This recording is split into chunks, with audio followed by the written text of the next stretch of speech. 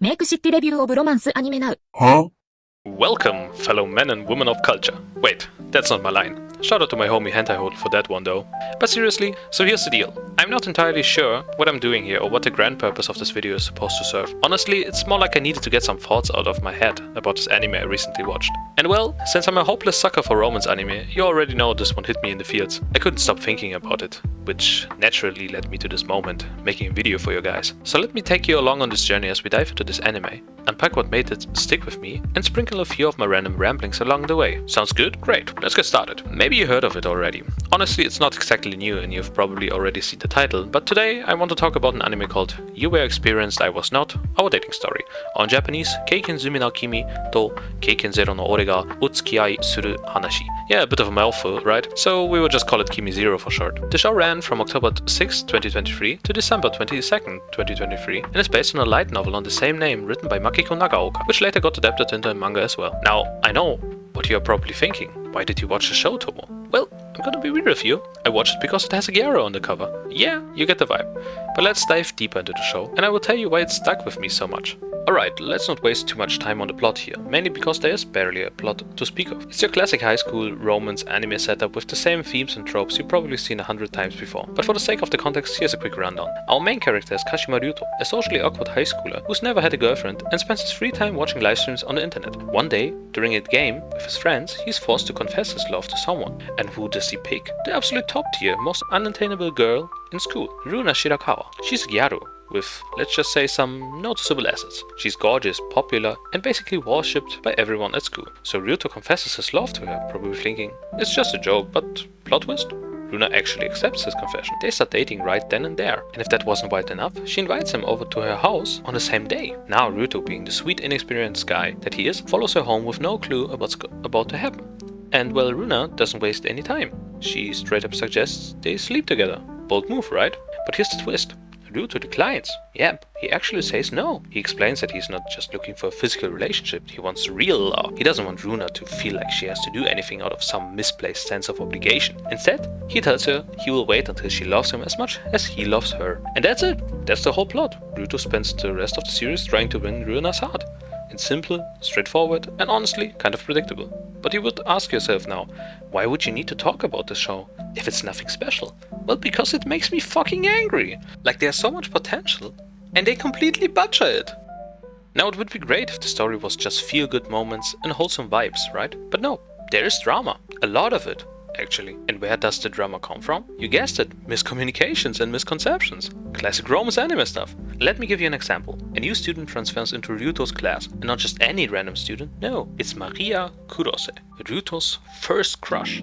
Oh no, the sweet young love is already in danger. But wait, it gets crazier. Maria isn't just Ryuto's first crush, she's also Runa's freaking twin sister. Yeah, plot twist. And to top it off, Maria hasn't exactly forgotten about Ryuto. Sure, she rejected his confession back in middle school, but now she's interested in him, because of course she is. Meanwhile, drama ramps up even more with rumors swirling around Runa. People start saying she's only dating guys for their money, or using them.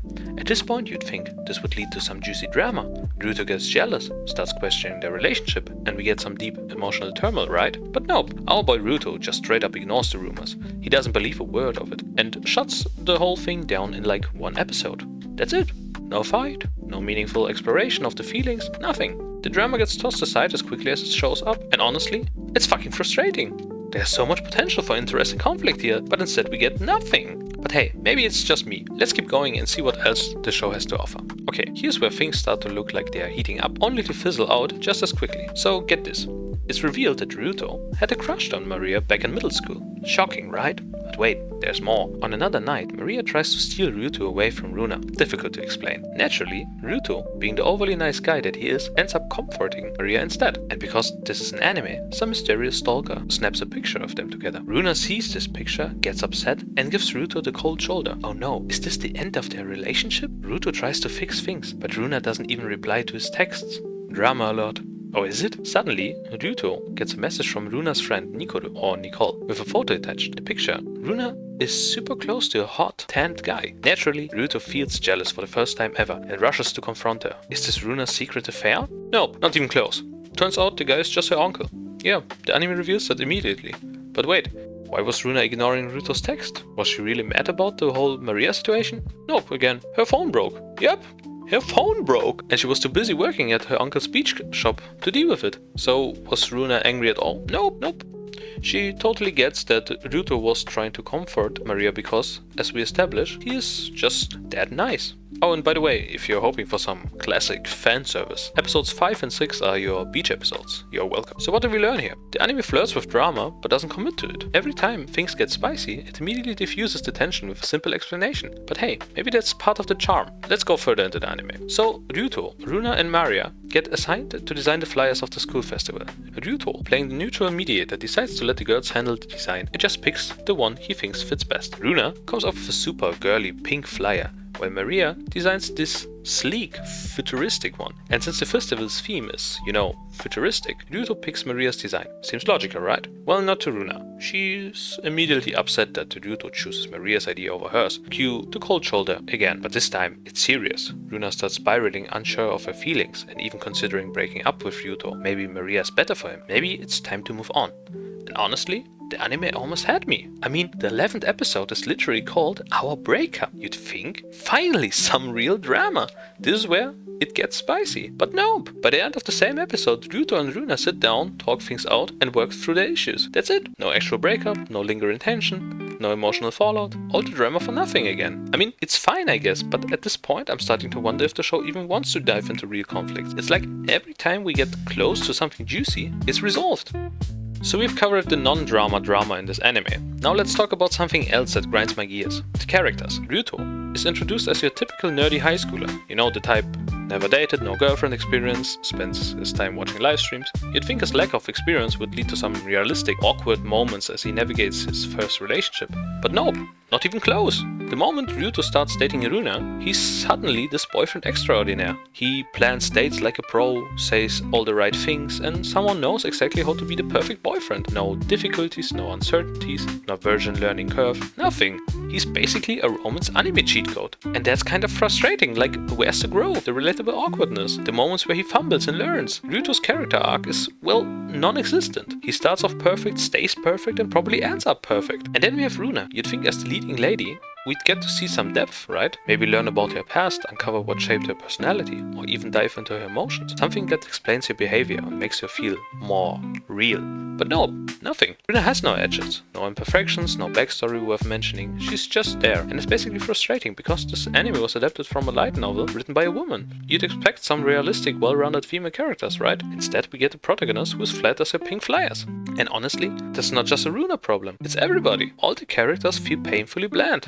Except for Nikoro, she's great, I love her. There's no growth, no complexity, no moments that make you go, wow, I get this character now. Even the drama, which could have been a tool for development, is so shallow, it's almost laughable. The lack of depth is what holds the whole show back. There's nothing that makes you want to root for these characters, to see them succeed or even care about their struggles, because there are no struggles. It's like eating plain white bread. Sure, it's technically food, but where's the flavor? Where's the substance? And then, near the end of the anime, we get hit with side character stories, out of nowhere. And honestly, I don't care. It's like the show suddenly remembered, oh wait, we have other characters, and decided to cram in their arcs without doing anything to make me invested in them first. Take Ryuto's Goon Squad, for example. Don't get me wrong, they are great for a laugh here and there, but I genuinely couldn't tell you who's Ichiji and who's Nishina. They are just interchangeable background noise. Funny, sure. Memorable, not even close. And then there's Runa's friend group, the Gyaro Squad. They are all stylish and visually appealing, but personality-wise, absolutely bland. They seem to exist purely to give the other boys a conveniently packaged love interest. It's frustrating because the show has so many characters, but instead of giving them depth or meaningful interactions, they are just there. Pretty props in the background, ticking the supporting cast checkbox. And then there's Maria. Oh, Maria. The setup was right there. At first it seemed like she's going to be a solid rival to Runa, maybe if the catalyst for some juicy drama or, dare I say, a full-blown harem situation. But nope, that potential fizzles out. Maria just gives up, straight up, no fight, no clever schemes, no emotional confrontation. She decides, I'm done, and exits the romantic playing field. It's like the writers couldn't figure out what to do with her and just hit the eject button. But hey, let's not end things on a totally salty note. Even with all its flaws, KimiZero does have a few things going for it. First off, the animations. While it's not groundbreaking, it's clean, colorful, and honestly pleasant to watch. The character designs, especially Runa's Gyaro aesthetic, are pretty fun and stand out just enough to keep your attention. And speaking of Runa, while she's not the most most complex character, her playful and caring side can be endearing. There are moments between her and Naruto that, despite everything, do manage to give off those wholesome romantic vibes we all signed up for. And if there's one thing KimiZero absolutely nails, it's the music. I'm not even joking, the opening and ending songs are probably the best part of the entire show. The opening theme, Love You Tender by Uchida Maya, is so catchy. I mean, it's the perfect vibe for a romance anime. Light, upbeat, and totally fitting for the kind of sweet, innocent love story KimiZero is trying to tell. Every time that song kicks in, I can't help but get a little hyped. And then there's the ending, Ai Kotoba by Alia. First off, the song itself is just chef's kiss. It has this deep, almost haunting quality to it, which makes you think you are watching some epic romance anime with serious drama and development. In reality, the show doesn't live up to that promises. But hey, the song still does a fantastic job of setting the mood and leaving you with a sense of emotional depth that the anime didn't always provide. So yeah, KimiZero might not have the most gripping plot or the most complex characters, but at least it had some killer tunes to get you into the feels. That's something, right?